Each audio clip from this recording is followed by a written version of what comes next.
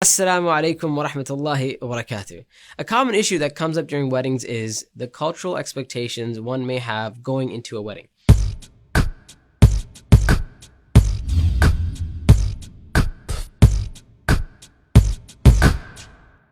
Listen, you must realize that we all have a certain culture, whether we consciously ascribe to it or not. No matter how much you try to disassociate yourself from a particular culture, you still have your own culture.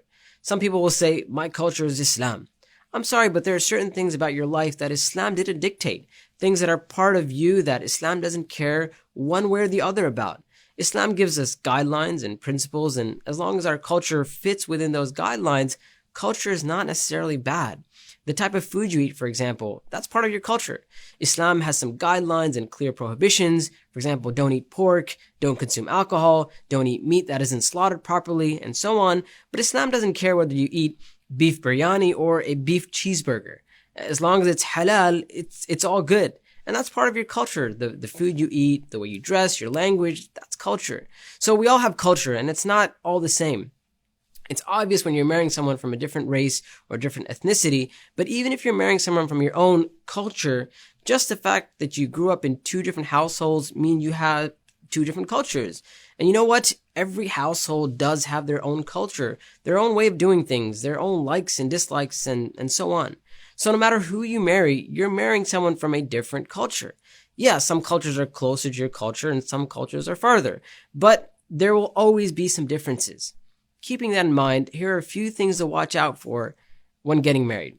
Firstly, you must be able to compromise if this is going to work. We're speaking about weddings here, but this applies to the rest of your life that you're going to spend with this person as well. If you can make it work for the wedding, inshallah ta'ala, it's a good sign that you can make it work in the future as well. Always remember, cultural practices are not law. Sometimes there's no right and wrong. There's just different ways of doing things. You don't want to start your marriage off with disagreements. You don't want to start your marriage off with bad blood between the families. You don't want to start your marriage off with resentment.